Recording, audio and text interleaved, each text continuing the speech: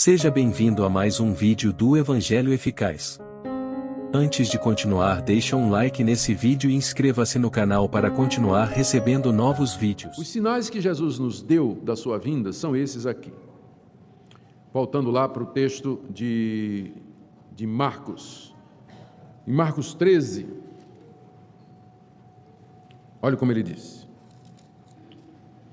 Naqueles dias de sofrimento, da grande tribulação, após a referida tribulação, olha o que é que ele disse: o sol escurecerá, a lua não dará a sua claridade, as estrelas cairão do firmamento e os poderes do céu serão abalados. Ou seja, os sinais que Cristo disse que precederiam imediatamente a sua vinda são esses transtornos cósmicos, em que o sol, que é a nossa fonte de luz, se escurece, a lua que reflete essa claridade não fará mais isso, e as estrelas cairão do firmamento e os poderes do céu serão abalados. Grandes transtornos cósmicos como nunca foram presenciados pela raça humana. Alguns perguntam se Jesus aqui não está usando a linguagem apocalíptica, por exemplo, de Isaías capítulo 13. A linguagem apocalíptica é uma linguagem figurada, dramática, que é usada por alguns autores para descrever um evento terrível.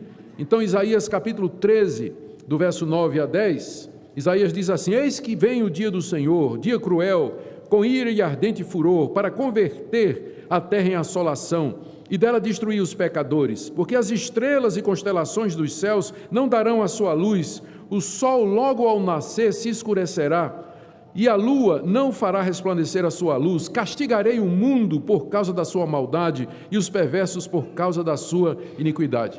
Os autores, alguns estudiosos dizem, isso aqui Isaías estava falando da destruição de Babilônia. Então não aconteceu nada disso, sol perdendo luz, estrela caindo, não aconteceu nada disso quando a Babilônia foi destruída pelos medos e persas. Mas a pergunta é, será que era só disso que Isaías estava falando? A gente já aprendeu que a profecia bíblica é como você olhar para um monte e não perceber que por detrás dele você tem outros. Na verdade, ele é a cabeça de uma cordilheira. Isaías estava profetizando não somente a queda da Babilônia, mas também o dia do Senhor, o dia do juízo, quando Cristo haveria de voltar e que seria então acompanhado de todos esses transtornos. Mesma coisa, Ezequiel, capítulo 32, verso 7, quando eu te extinguir, aqui é uma profecia contra Faraó, rei do Egito, quando eu te extinguir, cobrirei os céus, farei enegrecer as estrelas, encobrirei o sol com a nuvem e a lua não resplandecerá a sua luz. Mais uma vez, é claro que quando Deus trouxe juízo sobre o Egito através dos mesopotâmios, não aconteceram estes sinais cósmicos. Mas a pergunta é, o profeta Ezequiel estava falando só do Egito?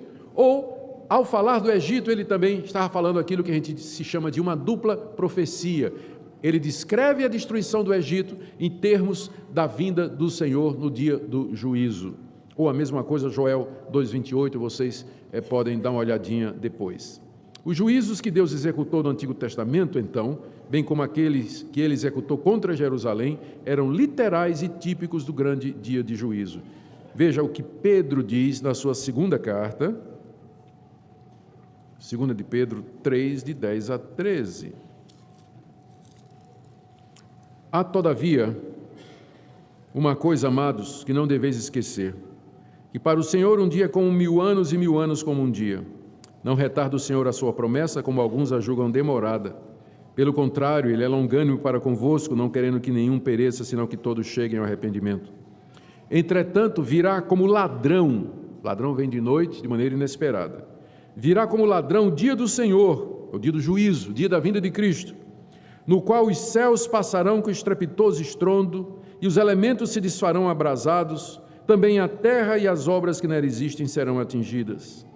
Visto que todas estas coisas hão de ser assim desfeitas, deveis ser tais como os que vivem em santo procedimento e piedade, esperando e apressando a vinda do dia de Deus, por causa de qual os céus serão incendiados, serão desfeitos e os elementos abrasados se derreterão. Nós, porém, segundo a sua promessa, esperamos novos céus e nova terra, nos quais habita a justiça. Pedro se refere à vinda de Cristo exatamente na mesma linguagem apocalíptica. Eu creio, eu não tenho dúvida aqui, pode passar para o próximo, sinais que precedem a vinda, que trata-se de uma descrição literal.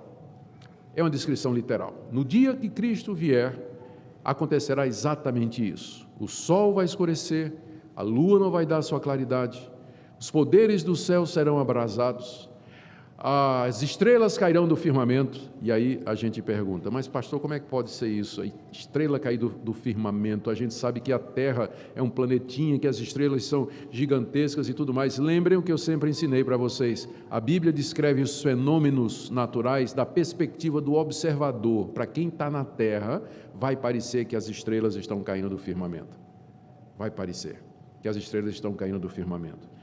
Essa linguagem descreve o colapso do universo, como nós o conhecemos, dando início à transformação e à criação do novo céu e da nova terra, onde habita a justiça. Quando Cristo vier, toda essa criação, como nós a conhecemos, ela será derretida, nas palavras de Pedro. Serão transformadas pelo fogo da vinda do Senhor. E Deus então criará novo céu e nova terra, onde habita a justiça. O objetivo desses sinais é preparar o clima para a vinda do aguardado de todas as nações. Lucas, ao descrever isso aí, veja como Lucas descreveu, Lucas 21, de 25 a 26. É a mesma coisa, só que ele acrescenta alguns detalhes.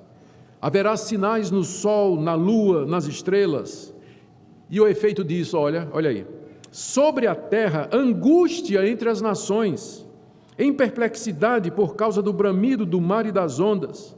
Haverá homens que desmaiarão de terror pela expectativa das coisas que sobrevirão ao mundo, pois os poderes dos céus serão abalados. Então se verá o Filho do Homem vindo numa nuvem com poder e grande glória. Ou seja, se você me pergunta quais são os sinais da vinda de Cristo, eu digo vai ser tão rápido que você não vai, é quase que não é um sinal. Quando você viu o sol se escurecer, a lua deixar de dar a sua luz, os poderes dos céus serem abalados, as estrelas caindo do firmamento e todo esse transtorno cósmico, os homens chorando e gritando com terror diante daquilo que parece vir ao mundo, então ele chegou, ele já está aqui. E aí então haverá o grande dia do juízo. Em resumo, caminhando já para a conclusão, a vinda do Senhor será visível a todos. Quando Ele vier, todo olho verá. O Novo Testamento não fala de uma vinda secreta e invisível de Cristo, mas fala de uma vinda pública, em que todos esses transtornos indicarão o acontecimento. Virá nas nuvens, foi uma expressão que Ele mesmo usou, indicando que Ele vem do céu, do trono do seu Pai, que vem da sua glória para julgar o mundo, vem em juízo e julgamento. Lembra que no Antigo Testamento a nuvem estava associada à manifestação de Deus lá no Monte Sinai. O seu retorno será em grande poder e glória, em contraste com sua primeira vinda, quando Ele veio humilde, manso, nasceu numa manjedoura, de uma família pobre, numa aldeia desconhecida, num paizinho pequenininho e insignificante como era Israel. Ele virá em contraste em poder e glória. Não que Ele não tivesse poder na primeira vez que Ele veio, mas fazia parte do plano da salvação, que Ele se tornasse homem limitado às condições humanas. Mas agora Ele virá com poder, primeiro para salvar o seu povo dos seus inimigos, do anticristo, o abominável e da desolação, que nós já falamos. Pode passar o slide. Virá para livrar o seu povo do pecado e das consequências do pecado e da pior de todas as consequências, que é a morte, porque então Ele vai ressuscitar os crentes que já morreram. Ele virá para destruir Satanás, por isso é que se diz que Ele virá com grande poder e glória, porque é preciso um grande poder para ressuscitar mortos, destruir Satanás. E Ele virá também com grande poder para julgar o mundo, condenar os ímpios. Satanás, esse poder Ele recebeu do Pai para julgar e condenar eternamente. É isso que Ele vai exercer, com glória, com majestade. É por isso que a Bíblia diz que naquele dia todo joelho se dobrará e toda língua confessará que Jesus Cristo é Senhor, para a glória de Deus Pai. Ele virá reunir o seu povo, deixou esse mundo há 2000 anos, não éramos mais do que 120 irmãos quando Ele foi, há 2000 anos atrás, nós éramos 120, mas agora quando Ele vier, serão milhões, milhões e milhões, que serão reunidos juntamente com Ele de todas as partes do mundo.